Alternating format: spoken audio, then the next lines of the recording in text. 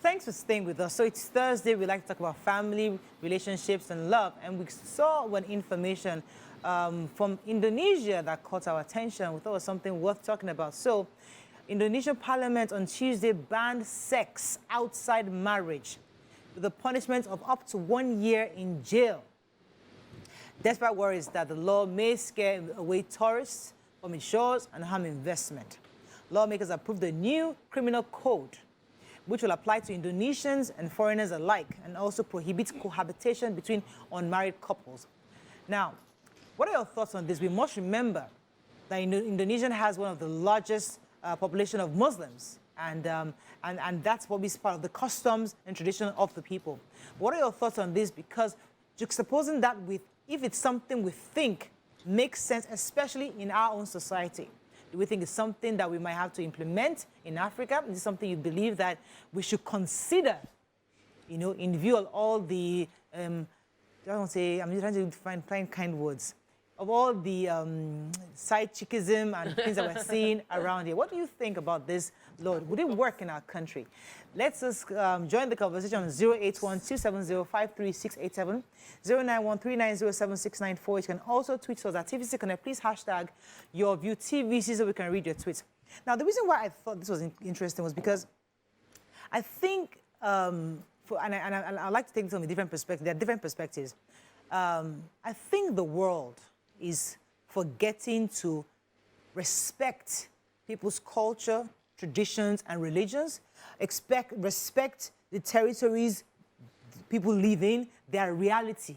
And because we've seen that happen in Qatar, where they're saying, oh, this is what we do here, and if you're coming here, this is how we do things. Many people have condemned Indonesia for this.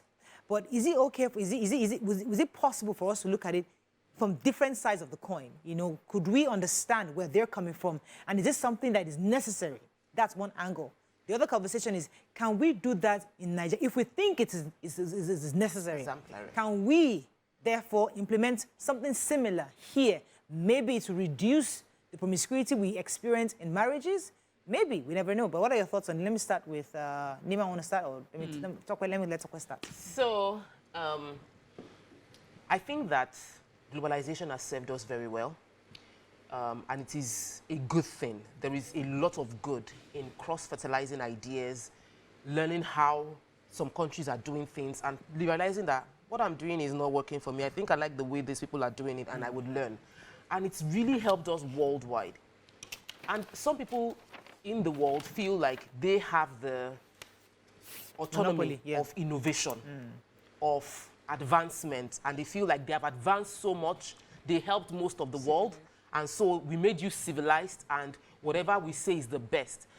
But I think that it is amazing how we are evolving to the point where some countries are saying, okay, so maybe this is what you want to do in your part of the world. This is not what I want to do in my part of the world, and we must accept it. I don't believe Nigeria should copy it. I think Nigeria should ask ourselves the question, what do we feel suits us, our people, and will solve our own unique problems? Let's not just do copy and paste from Indonesia, because we've seen how that might not work. It might work for Indonesia, it might not work necessarily for us. We have copied enough. We need to start checking within ourselves about what we want to do. But Indonesia has done what works for them, and I feel very, very, I'm happy for them, I don't know what their citizens who like to cohabit without being married will feel about this. But I think every country can decide for themselves what their vision is, their long-term goals are. We admire Singapore, we admire UAE. You see what they're doing in Bahrain. Like, countries, leadership in the country will say, this is the kind of country I want. So for the people to achieve this kind of country, they would need to make these sacrifices along the journey. Right. And I think that is a good thing. Let me come to you, Mariam, because when Nigeria banned Twitter, I mean, all hell broke loose. How can they do these other countries? It was as if, and the government for themselves felt they were doing something that we needed to do, because things were going haywire on social media. There was hate speech, there was so much going on, and they banned Twitter at the time. But now this country is saying, this is what we're doing. Do you think we don't know much about Indonesia, but do you think the people would understand, accept this, or do you think it was the right thing for them to do? So let's just give some context, because I was reading about it, and it says that they've had like a code that had been given to them by their colonialists, the Dutch, and so they had been, this code that they've been working on it for many years. Yes. And this particular issue about banning of, or morality code as they call it, has been a contentious issue for them. They've had their students and their youths protesting against it.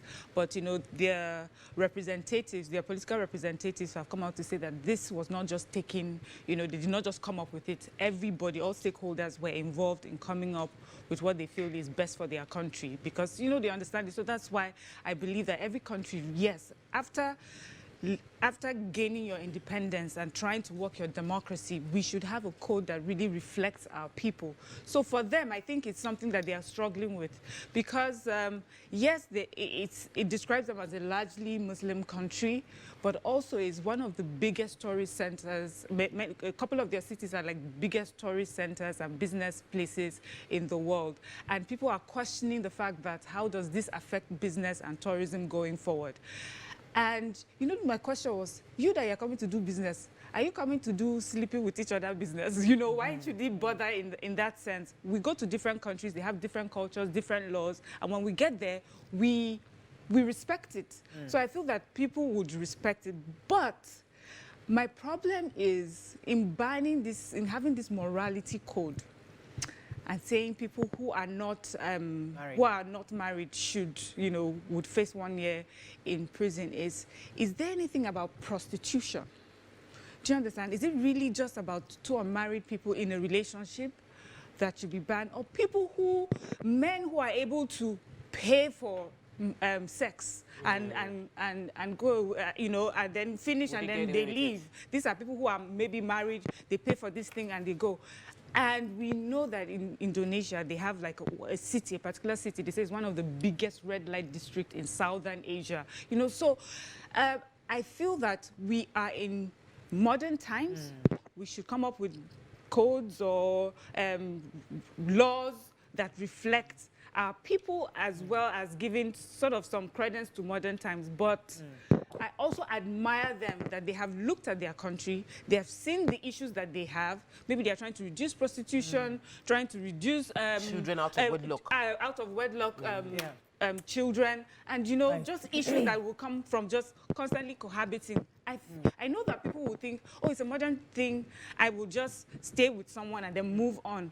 But I also think that these sort of behaviors have an impact, not just morally, but also economically. And let me come to you, Nima. Your thoughts on your initial thoughts on this, because when it happened, you know, I was being careful not to judge for my own lens of, okay, I'm a Christian, I don't think this is a fantastic thing. I mean, is it possible? You know, I was trying to look at this objectively, even if I were a Muslim, if I think it's something that that aligns with the Quran. What do you think when you heard about this proposition by their house?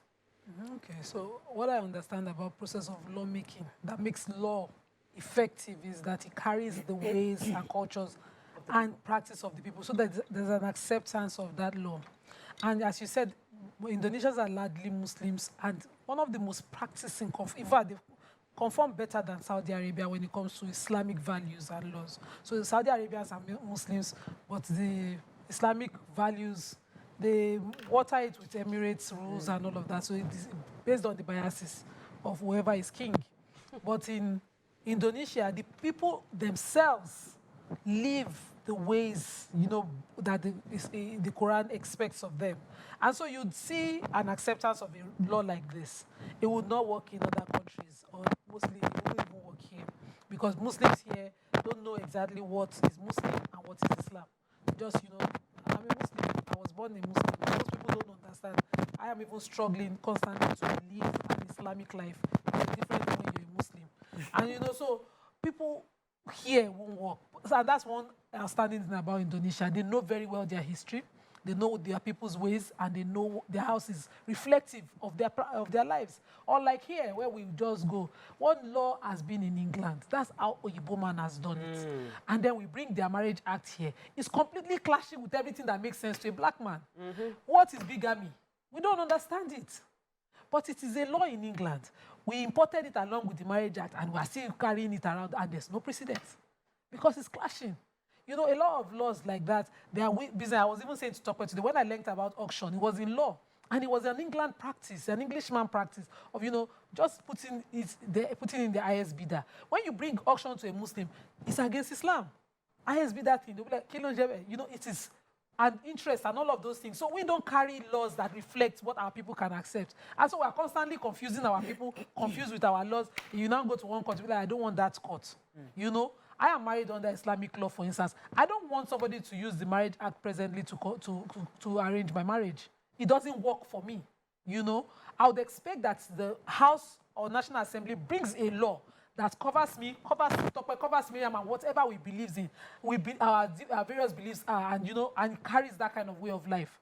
I deliberately don't want the Marriage Act to organize my life when it comes to my marriage.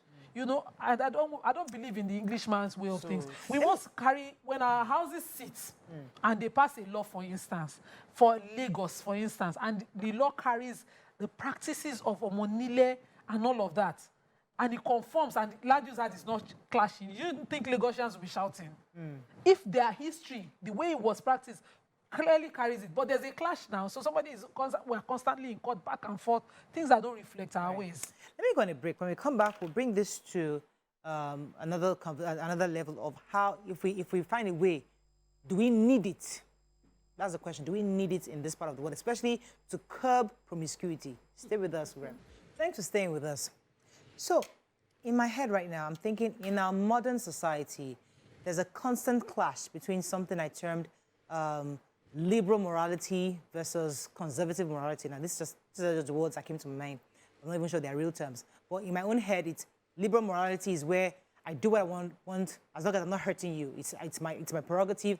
I do what I want to do. Like I can sleep with anybody I want to sleep with. I'm not hurting the next person.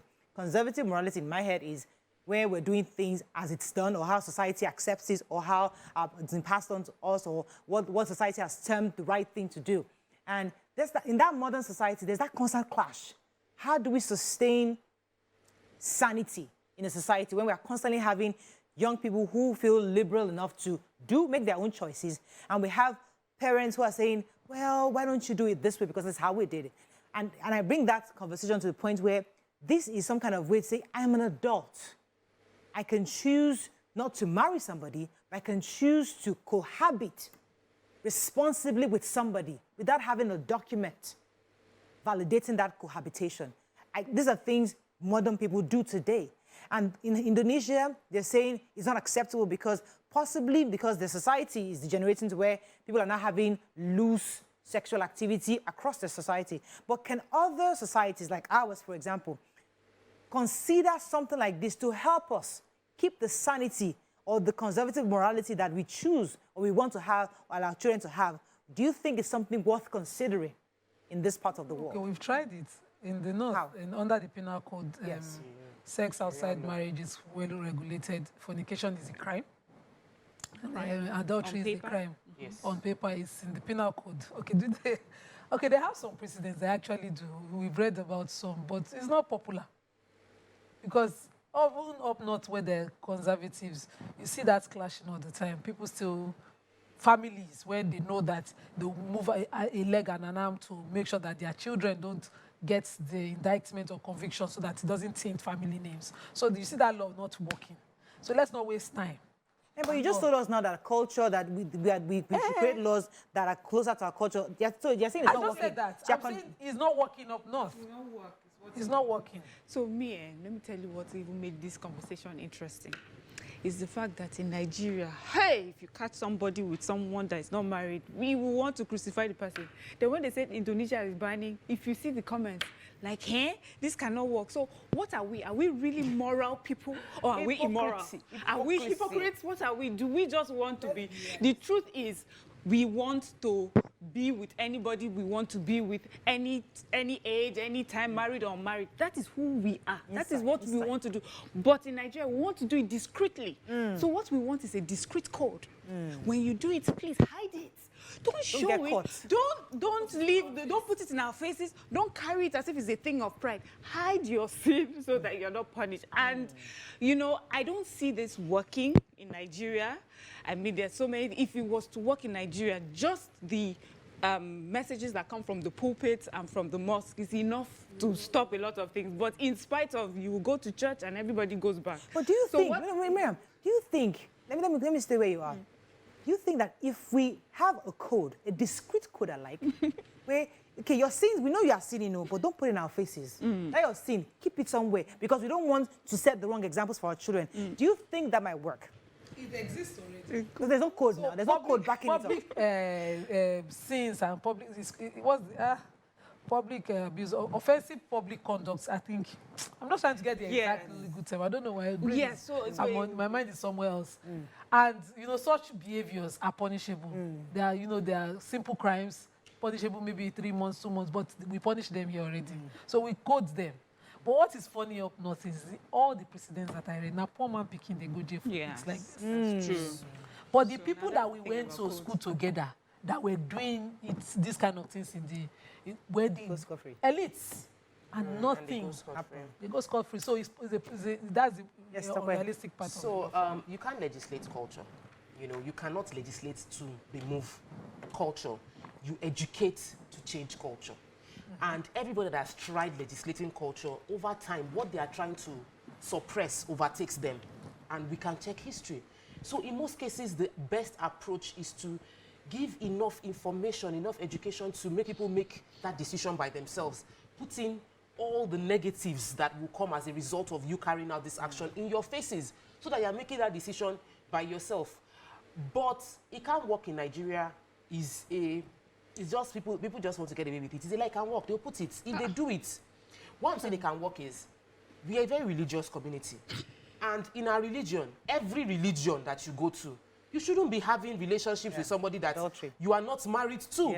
It's a standard. We're all doing it.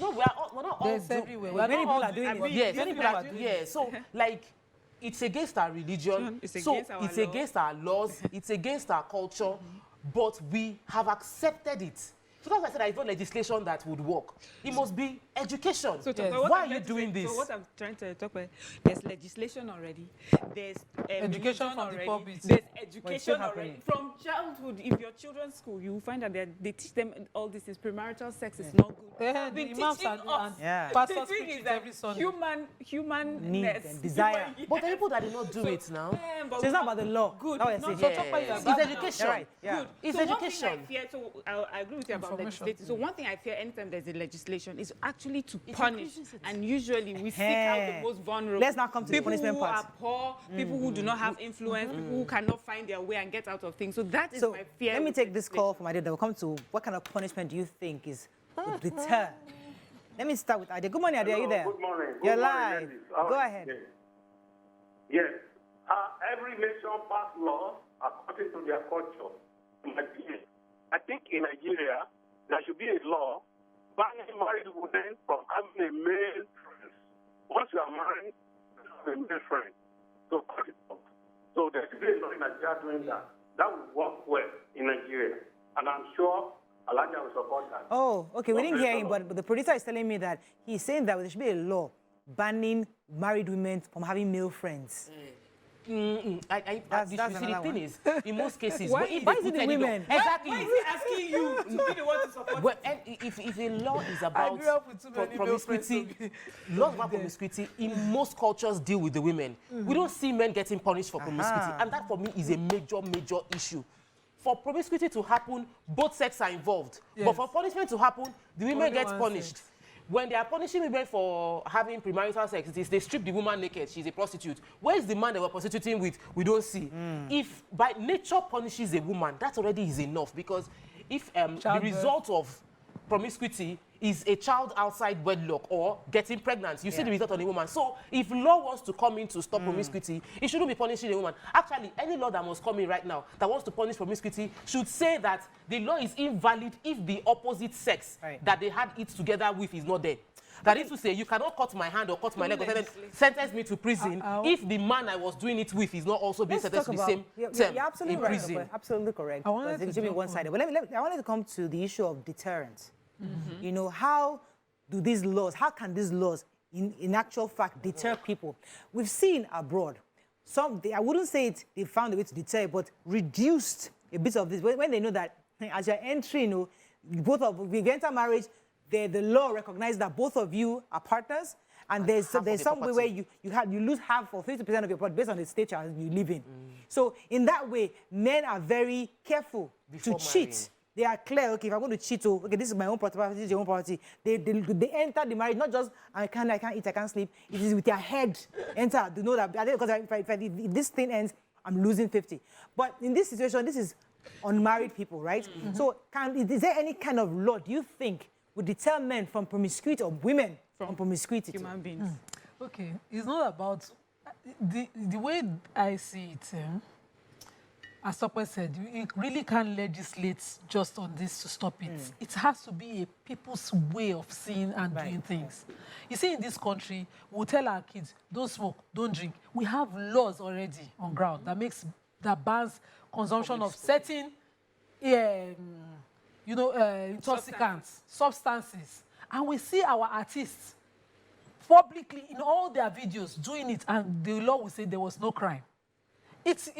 You don't need a petition to the NDLEA to arrest Davido, Wizkid, all of them. Olamide smoking and drinking in their videos at concerts, public events, smoking and they are high. They'll take a break. They'll do that. And if we have that law, but our people are accepting it, why do we now complain that every junction you drive through, there's a boys publicly? That's how I got unfortunate to go and hang somewhere, and I was densed with smoke. I was not seeing road again. All the boys there were just doing it, and this is supposed to be illegal in this country. I was like, why is this so popular everywhere? So what is our way of life? Let me take this call. I'll come back to No, what will an average Nigerian not do publicly? If we can see, if we have the NDLEA that bans all of this, and people are smoking at every junction, what else? Cuckoo smoke now. Let's remove the law. It's ineffective. Because you now need a report before somebody can come and raid and arrest you. Exactly. That's wrong. Let me take this call. Good morning. Are you there? Yeah, good morning, ladies. Morning. Yes, I like the conversation. First and foremost, we are at... Good morning. Yes. Can you hear me? Don't listen to the TV. Listen to me. Go ahead. Yes. What I want to say is that the law frowns against recreational sex in any culture, in any faith. And secondly, we also frown against prostitution. So it simply means what they have done technically in Indonesia is to outlaw categorically, even though as a Muslim country they have always been against prostitution. And I think in Nigeria also we are against prostitution. And we must take it from there, but we must also teach our children and the younger ones that recreational sex, which is sex outside marriage, is not acceptable.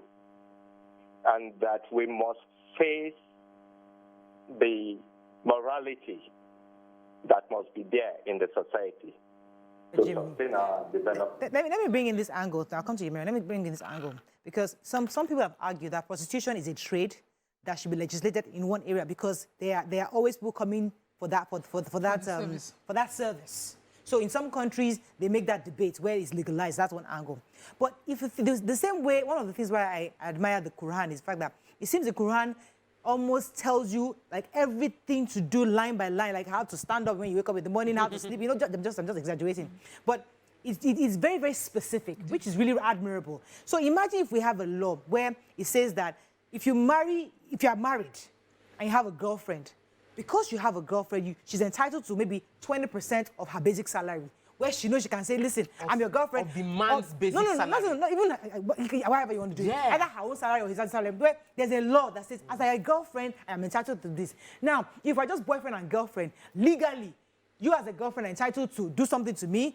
You as a man are entitled. There's a legal backing for even boyfriend, girlfriend. Yes. For every adult conversation I want to enter or be relationship I want to enter, I know there's an obligation. There's a legal obligation for that. Maybe men and women will think twice before stepping out either out of their marriage or agreeing to have a relationship. These are different ways that might work to reduce. Yes, not just banning it or saying prison, but economical one. You just hit the nail.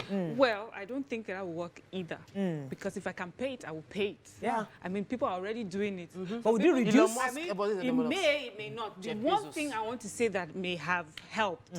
You see this thing called, why do people engage in this thing? It's like eating, you know. Food, people will eat food. If you like ban food anyhow, you will look for it. So the same for sexual relations. What will make someone not want to eat? I think, what would you do to someone that the person will not get food? Do you understand? So you have to look for what is it that you would tell someone that will say, okay, I am not going to have, sexual relations. And for me, it's mostly fear, and it's fear from maybe diseases. I know that when we were growing up, there was this scourge of HIV and AIDS. And for a lot of us our own age, we actually saw people die. We saw how lives were changed because of it. They put this and the data shows that I think we were much better. Now we have a surge in the numbers of people with HIV and, HIV at least. And for me, and I was thinking about it, most of the young people, especially those in their 20s, they did not see what we saw. They did not hear what we heard, so they're living this life. We have to remind people of diseases. For me, it's not money. I will pay it. If the fear of hellfire has not stopped people from doing this thing, is it 20K or 200,000 or 2 million that will stop someone from going? Let me go on a break. We're still discussing this matter. Tokwe was going to say something before the break. So I didn't agree with Mariam in terms of fear and all of that. I think that we've tried the approach of putting fear into people's minds. On the pack of a cigarette is a lung that this lung is showing dead lungs, like you will die.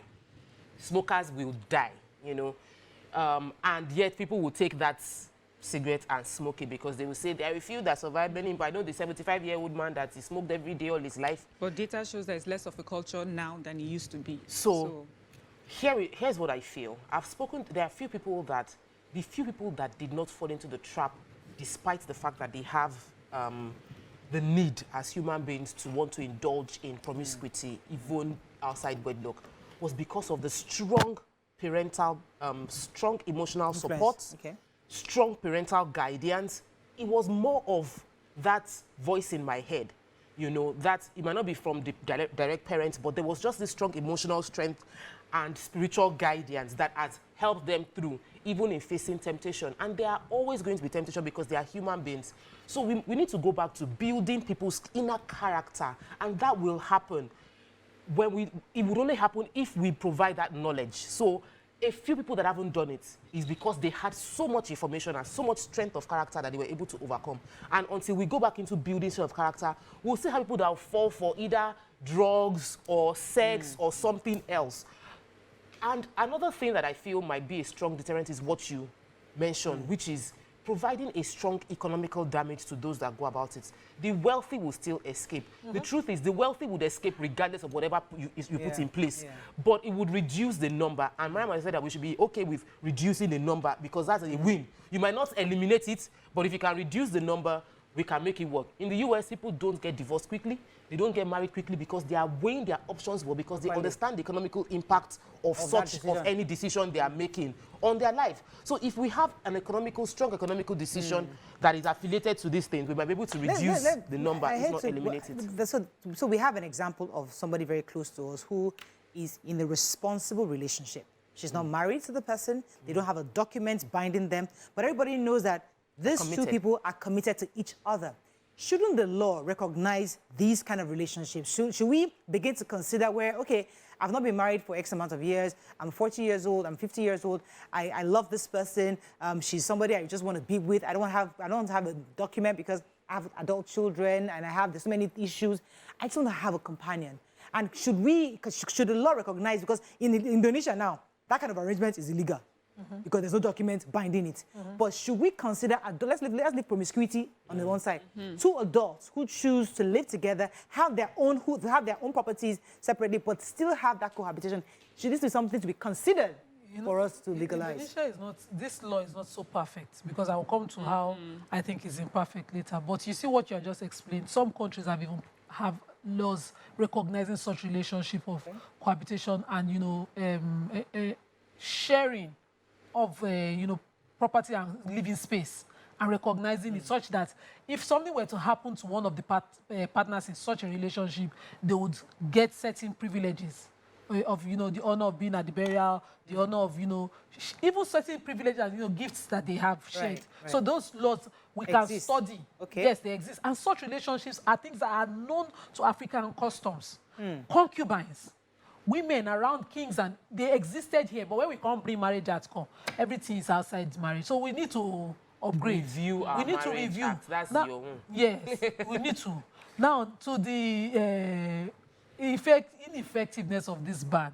Indonesia is a tourist country. They thrive on tourism. I don't think they have any other thing. And they brought a problem by exposing outside culture to their people.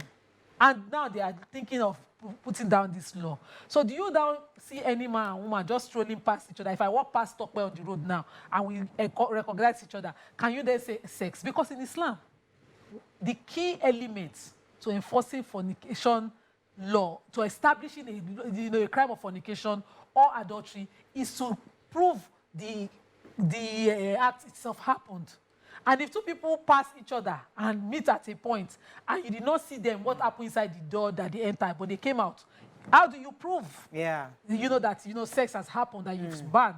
You must be able to prove, if they are following Islamic law, you must prove that the act happened, either by video or for witnesses that witness, and they can swear with the Quran that they saw what happened.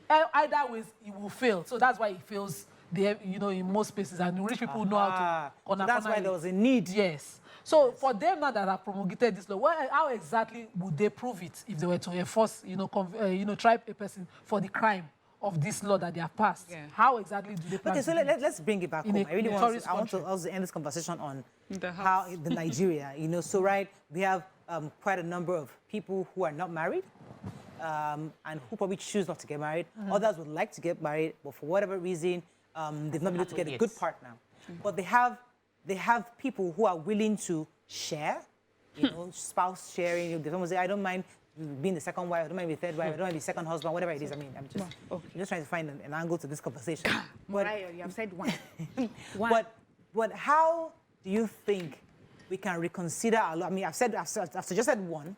Are there other things that we can reconsider to help reduce, one of which could be maybe pushing out this issue of polygamy, legalizing polygamy? Is there an option? So are you willing to share? Are we willing to Why do we have precedents recognizing polygamy? If we're saying that the English law does not mirror our customs, culture, practices, or our desires as a people, as man, African man. Okay. Every woman you have. Can we review some of these laws? There are a few things you've mentioned here. The first one, you've talked about people who are in partnership, and I think some countries recognize that. Right. So you even in terms when there's a dissolution of that partnership, you are still independent. You have some things that you can take from. Yeah, there are compensations and benefits you can take from that sort of relationship. So the law recognizes that. Secondly, you're talking about some people who want to share. But here you are on your way to see Mommy Gio. Maybe that's a question I would like you to ask. No, it's not asking. If it's something that you would like that will now be introduced also into church, where we say, you know what?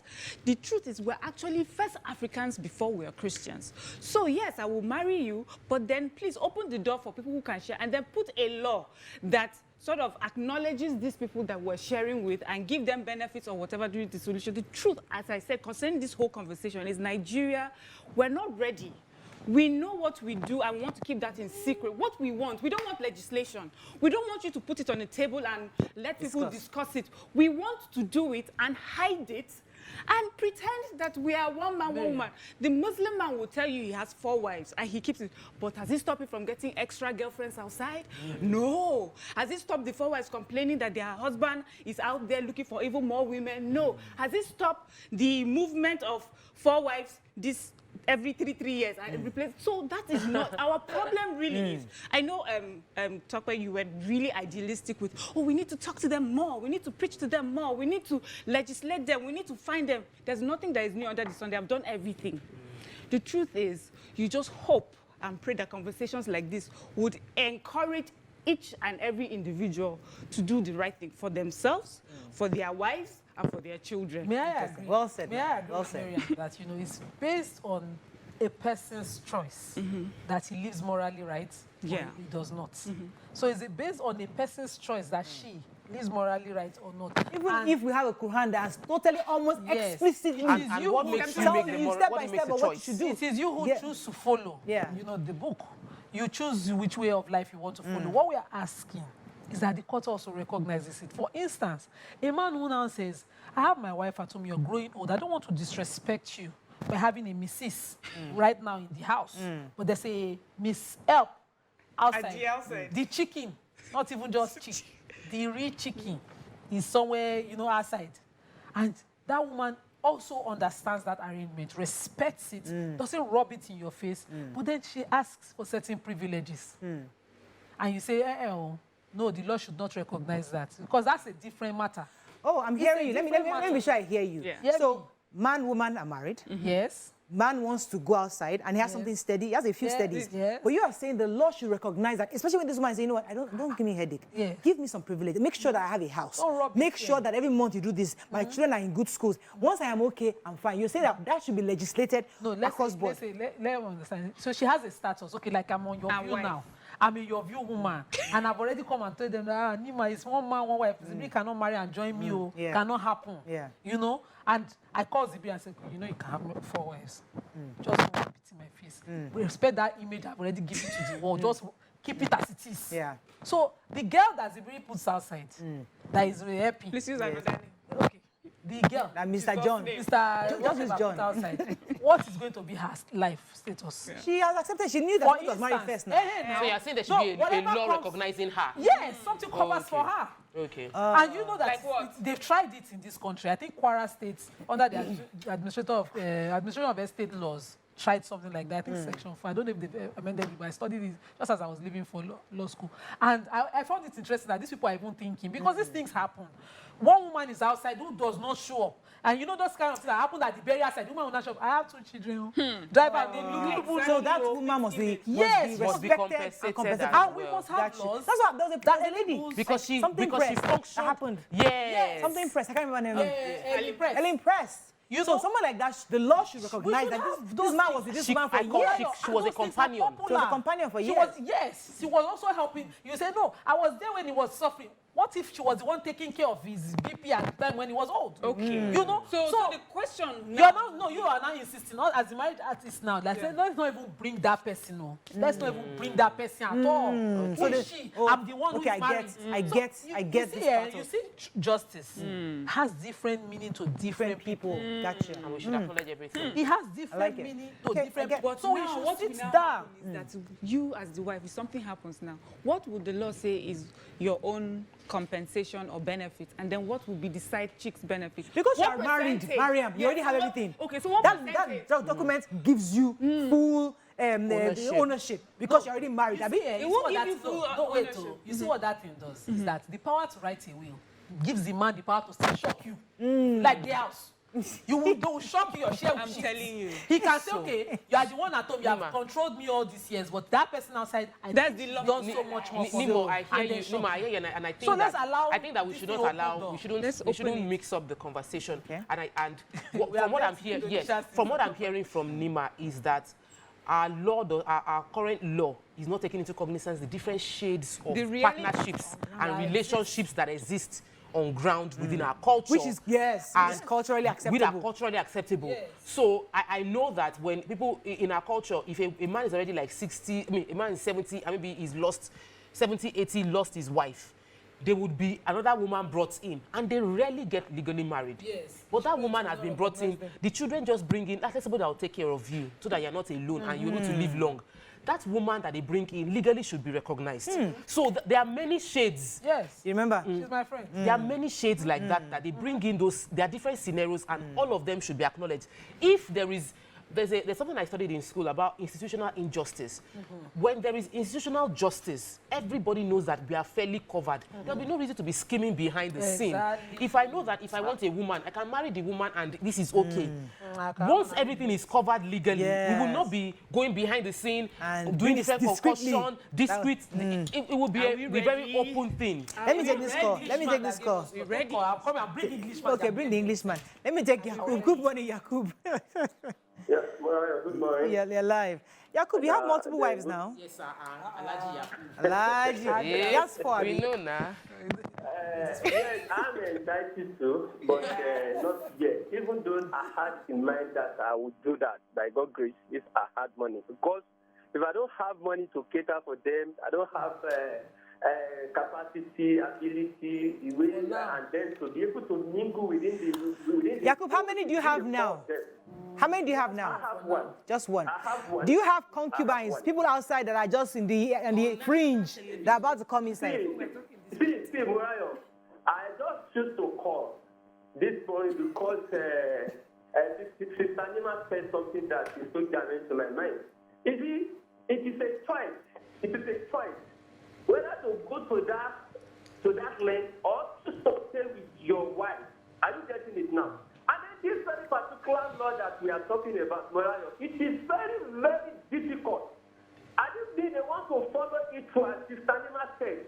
It is going to be very difficult for them to be able to catch whoever does this. Because if they follow what Quran says, Morayo, you can never catch them. Let me give you a typical reason here. An example as case may be. Two people enter a hotel or they enter wherever they want, they choose to go. They choose to lock the door at the back. And then Quran says that if you want to catch them, you must provide four people that will come. Different way, not that somebody will say, stay there, don't stand up, they will go and call another person. No, those ones should be come in different ways. To be able to ascertain, yes, this can happen. See, Indonesia, yes, they are core Muslim country, but this very particular law they are trying to do, on earth, they want to do it outside Quran. They may be able to do that. But if they choose to go by Quran, it is going to be very, very difficult because Quran, if you want to follow what Quran says, Okay, they are not Yakub, let me let you go because I'd like to engage him on this one.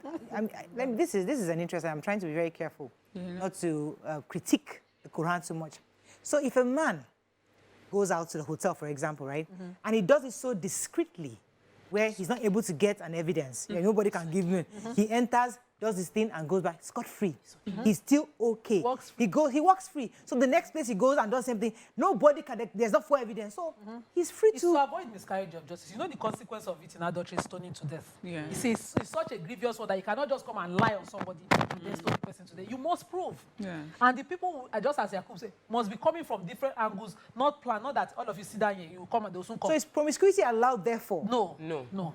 It's just that It's not allowed. I think what wrongful religion does- acquisition. But the miscarriage of justice, Yeah. Yes, I because get of that. the grievousness of the I consequence. get that, but a man who It's such that- thinks well and plans it So, well, for it's social media days, instance, you cover your tracks. This is you can do multiple so now. For instance, now, in the modern days now, I'm a woman who thinks, my husband is cheating on me. I put a camera in my room. I know he's doing it. I wait for the evidence. I take that evidence to court. I have proven it. I must be able to prove it before I say, you put him in somewhere. Gotcha, because, okay. You must do it. Because that one is, you have to be very careful. Yeah. So people get away with it. Some people will just carefully go to a hotel and come out. Even if they are shouting in the hotel, it's what streets call ringtone. You are hearing noise. You are hearing noise. You must prove that you saw. And when four of you are saying it, you take the oath. to establish that whatever consequence this person is suffering for is on your head.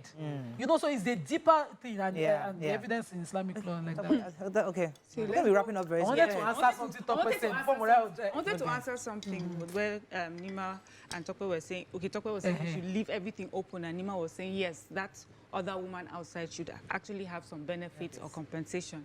And I was trying to determine what percentage of benefits, what percentage of compensation will we be talking about here.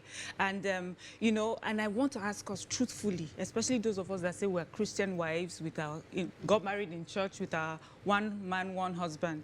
This is a question that's asked of women. Would you like your husband, side chick, to be known to you, or to be brought into the house? Or would you prefer that, see, bros, I know what you're doing, but do it discreetly? If you're and many women always say they would prefer the discreet one. So if you're the one that says, do it discreetly, why are you saying that they should give law and give benefits and give... So let me answer her. Yeah. The discretion we're talking about is that when you are discreet about it, right? Yeah. You're not embarrassing me. Now, if anything happens, maybe you pass on, or maybe something happens, your will should be able to recognize her. So, okay, because she was part of my life, do something. Whatever she's getting doesn't affect what I'm getting. Okay, so you know, discretion. Let's say that that's not he what slumped we're and So died. let me be sure. Exactly. And he did not put it in a paper. You're not putting writing. The law now Law says giving. that when this woman appears and says, I have to I trigger. was with him so period. Yes. In that And you period have of DNA time, to prove it. No, I spent 15 years aborting 4 pregnancies to keep this discreet. I didn't get anything. I'm saying it happens. That's a real issue. I kept his home together for him. I took care of the other room business for his wife because, you know, she couldn't meet it up. Yes. I lost a part of my life. The law can Serving him. Contributed to his business. We have people like that. That you can even show with Yeah. advancement. If you can show that, okay, when his business suffered a certain setback, he needed 20 million. Yeah. I advanced it. This was the transfer. Sometimes it's not, let's just add this. You Sometimes know, it's not just money. we didn't It's put it also in paper. influence. The fact that Yes. it's a certain sort of Like person. an Yes. case. I have contacts. So I had that helped one, him. What I percentage I should did that that. person get? You know, and So the court to determine even that. in England, it's an interesting read when you see the processes. They will now bring in what they call secret trust of a child, a woman who existed somewhere. The man will do the trust and say, of my estate, once anything happens, she gets a certain percentage. And It's the man that would, discretion. We don't want discreet. So We want they everything. have been doing discretion since Queen of all those England. Children we don't know have been covered, you know, and there is interesting to read. So we can start to allow. Oh, now you start don't shaming adopt our that own. law? No, we're not adopting that law. We shame our Copyright. own here. Touché. You know, we Copyright. don't. Nobody talks about that. When we come, we stick to the Will and Marriage Act part and say, no, shameless woman. But the woman who gave up, whose family said, if you continue seeing this man, we will disown you. She took that risk. She was disowned. She existed So she'll be 20 years, compensated. 15 years, and they'll tell her, you've wasted all your life. Do you know go what and shame and die. So That's another conversation of what another marriage should interesting. actually be. Yes. So Because I it can hear change you the and I'm whole- trying to understand and I'm trying to like have this want to conversation. kill me. But really where I stand really is that we must, if we're committed to one another, we should be truly committed to one another. And I'm a proponent of one man, one Monogamy. wife. I'm a proponent of monogamy. too. I'm a proponent of discipline. I'm a proponent of Integrity. If I'm not interested anymore, like if my heart is not with you, then I will take my heart and myself away. Amen. You know, and that is what I push for. That's what I believe, and I believe in that commitment to remain the same. However, I believe that if any woman finds herself as the other woman, you should be smart enough to ensure that there is a proper document protecting your interest long term. There are many women that have found themselves, they're not married, and they are in love with another person who is married, who has a family, and they are willing to be the other woman outside and be discreet. But ensure that you are wise enough How to do you ask get for the something. documents? Exactly. No, but The woman that is inside that is asking that her husband change No, our account no, number, Nima, let our me- account name No, to no, no, reflect no. my name. No, The it's other not person that. say, No, "No, that kill one. me." There's someone that I Let know. me There's someone. let me land. There's somebody. You are Wait, in a wait, relationship. Somebody has put you, rented a house for you on the island and is Put visiting it you in your 4 name. times in a week. You tell the person, but what would happen to me? So that I can house never should get be married. converted to yours. You should buy a Yes. house, Yes. get a vehicle. Have that conversation. What if I'm a man How's that the say I have bond, a oh? side chick but I cannot afford to buy you a house. Do you think this is economic reality you have to consider? How many of the people who are outside can now are now allowed to come and say, hey, I was a side chick, I was a side chick, I was a side chick? What are we opening So the only person that can help you, if you are a side chick, the only person that can help you is the person that has made you a side chick. That person must protect you. What and if you you're cannot a get side protected, if you can't be protected, then step out of that relationship. What if you're a side chick to more than one person? That's wrong now. So which one? This thing is just an what if your psychism is just for financial? Because exactly. You're the one that has the money. You don't need anything from people. All you need is just come and do. Talking about decent women who found themselves. I've met decent women who's that. We're talking about their women lives. in general. You're talking prostitutes. The women who have different. Yeah. The women who love the men. Yeah. Who says, okay, I know someone who was about to marry somebody of a different tribe, and his mother insisted, you can date that girl from the east, but you first must marry from our tribe here. To fulfill that, the girl agreed. They were in university and he married the one the mother wanted. I want to enter house. From the one she came, she's always saying it. Keep that room open. We found it outrageous for my second, in case she's coming. Because she was aware of the real person who owned that heart before she came in. So she faced her work. Born children, do the namings, face her work. Born children, do the naming. Yeah, right. That one outside, after about 9 years, finally had one child. But you know, when she came, she never really felt included. They took care of it. And women like that who live their entire lives like that. Okay, let me tell you that story. I understand that story, but that story is idealized. No, it's not true. Because we are not taking into cognizance all the traumatic experience that woman is going through. Which one? Now, both of them. Both of them. Now, No, you said something that the law is to recognize decent women. The law will now have to determine who is decent and who is not decent, whose intention. How do you define decency? You know what the law determines? The reason even why we have this marriage thing, you go to registry thing, is because of these different layers. We cannot all be squabbling. And that is why we must have this. And then the woman in the house can have a say. She can go to court and have a right. But then now if we now open it, there's no need for any law now. There's no need for marriage. There's no need for marriage certificate. The man's desire is sometimes insatiable. Sometimes not enough. Marriage certificate to 25. Why? You're saying until we put it in paper, and the man is not with just with one person. He's with 25 other women. Do they really need? Why does a man need more than one? You must bring a document, a marriage act signed. I'm saying it doesn't always work like that. There are women who are constantly waiting till the death of the man or themselves. I'm saying the marriage act. The marriage act. I believe the marriage act was introduced to protect not marriage. For our people, for women in marriage. Because here you are, you have committed, you have given your all, you're in a marriage, and then this man is allowed to go and have all sorts of. Then the day of reckoning comes, then we say, we are men. Social media guys, let's have a few comments on social. We have to go. That even because you are not married, this law will allow you have some. Let's take about 2 or 3. We have to run. We have to Camilla run. still got something. They've changed the law. They accepted Camilla. Let's take social media comments and run off, please. Let's take 2 or 3 and we run off. Osholale says, this can't work. I think Bangladesh needs to invest in sociology. It's not Bangladesh. From the functionalism school of thought. If this includes hotel, its core services, such would come with a Cobra effect like rape. The country which is overpopulated and with low per capita income, no, it cannot work. Kiss my face says, we live in a society where if you dare to mention your intention to leave your cheating partner, people would come at you like hurricane. Please tell me how such society would want a penal code to sexual relations outside marriage. We have to wrap up. But there's so many. Harry Kwam Oladimeji says the law will lead to a national protest because it's going to turn family members against each other, likewise friends, so everyone will be watching each other. We have to wrap up. It's really tough on how to conclude on this, but the truth is, you know, what I see is that we need a review of our laws, and just like Mariam said, rightfully our current law is protecting that relationship, that man-woman relationship that is biblical, that's also recognized by the Quran, you know, man-woman relationship. However, you know, we're now seeing a lot of other instances of other types of relationships. We're seeing how does the law recognize these other relationships without affecting the real one, the original man-woman relationship. These are still conversations we are ongoing, but we know that the Indonesian one is not really possible or achievable in our own side, in our own climate, but we can somewhat modify it in different ways